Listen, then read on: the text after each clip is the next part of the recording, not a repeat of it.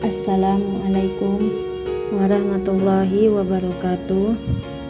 Alhamdulillah, sampai detik ini kita masih diberikan umur panjang sehingga kita masih dapat bernapas dan masih dapat menjalani hidup ini. Sholawat beriring salam kita curahkan kepada junjungan kita Nabi besar Muhammad sallallahu alaihi wasallam dengan mengucapkan Allahumma sholli ala Sayyidina Muhammad wa ala ali Sayyidina Muhammad. Semoga saudaraku semuanya selalu dalam keadaan sehat walafiat serta dilancarkan rezekinya dan dipanjangkan umurnya. Amin ya rabbal alamin.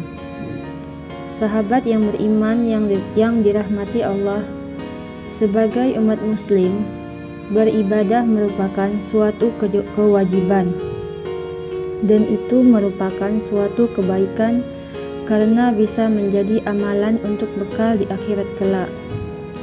Karena tujuan kita beribadah untuk mendapatkan ridho Allah agar bisa ditempatkan di surganya nanti. Tapi bagaimana jika seseorang yang rajin dan taat beribadah bisa masuk neraka? Apa penyebabnya? Berikut ada 6 golongan orang yang taat ibadah tapi masuk neraka. Yang pertama yaitu orang yang sholat namun suka berdusta. Ketika seseorang sudah rajin sholat namun dia tetap saja suka berdusta dan tidak segera bertaubat dengan perbuatannya tersebut, maka bisa dimasukkan ke neraka. Rasulullah Shallallahu Alaihi Wasallam bersabda, sesungguhnya kejujuran menunjukkan kepada perbuatan baik dan perbuatan baik menunjukkan kepada surga, dan sesungguhnya seseorang yang membiasakan jujur, ia akan dicatat di sisi Allah sebagai orang jujur. Dan sesungguhnya dusta menunjukkan kepada perbuatan dosa dan perbuatan dosa menunjukkan kepada neraka. Dan seseorang yang biasa berdusta, ia akan dicatat di sisi Allah sebagai pendusta. Hadis riwayat Bukhari Muslim. Yang kedua, orang yang sholat namun tetap suka minum kamar. Kamar atau minuman keras dan juga obat-obatan terlarang termasuk barang yang diharamkan karena memberikan efek kerusakan bagi tubuh maupun pikiran. Allah Subhanahu wa taala berfirman, hai orang-orang yang beriman, sesungguhnya meminum khamar, berjudi, berkorban untuk berhala, mengundi nasib dengan anak panah adalah termasuk perbuatan syaitan.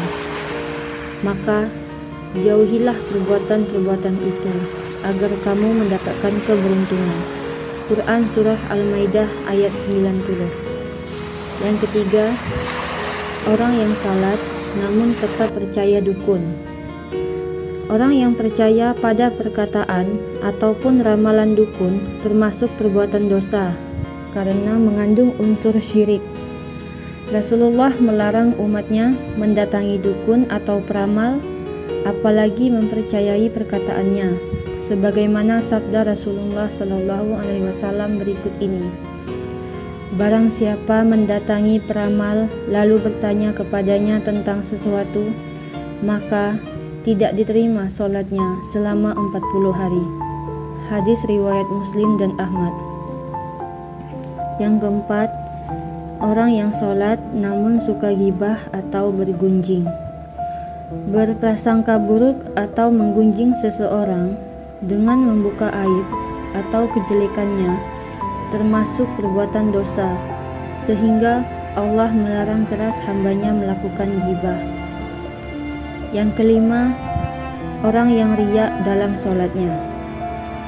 Menurut Ibnu Hajar, riya artinya memamerkan ibadah dengan maksud dilihat oleh manusia, sehingga mereka memberikan pujian kepadanya. Sedangkan definisi riya menurut Abu Bakar Ibnu Arabi adalah memperlihatkan diri ketika melakukan suatu amal, sementara hatinya menginginkan pujian dari manusia. Dan Ada pula arti dari riya menurut Al-San'ani adalah mengerjakan ketaatan dan meninggalkan kemaksiatan untuk memperoleh popularitas atau perhatian dari selain Allah, atau untuk memperoleh tujuan duniawi seperti harta dan hal serupa lainnya. Siapapun yang sering riya dalam ibadahnya, maka Allah Subhanahu wa Ta'ala mengatakan dirinya akan celaka. Allah Subhanahu wa Ta'ala berfirman dalam surat Al-Ma'un ayat 4-6, yang artinya, maka celakalah orang yang sholat, yaitu orang-orang yang lalai terhadap sholatnya dan yang berbuat riya. Yang keenam, orang yang rajin sholat tapi suka menyakiti hati orang lain. Contoh nyata, seorang wanita ahli ibadah, rajin sholat malam, gemar berpuasa, banyak bersedekah dan beramal, tapi lidahnya selalu membawa rasa sakit bagi tetangganya. Rasulullah mengatakan, tidak ada kebaikan padanya, dia termasuk ahli neraka. Ketika diceritakan kepada Rasulullah tentang seorang wanita yang ibadahnya biasa-biasa saja, hanya menjalankan sholat wajib dan bersedekah ala kadarnya, tapi tidak pernah menyakiti perasaan orang lain, Rasulullah mengatakan dia adalah penghuni surga. Itulah 6 golongan orang yang taat beribadah tapi masuk neraka. Semoga kita bisa menjauhinya. Amin amin ya rabbal alamin. Demikianlah yang bisa saya bagikan. Semoga bermanfaat bagi kita semua. Wassalamualaikum warahmatullahi wabarakatuh.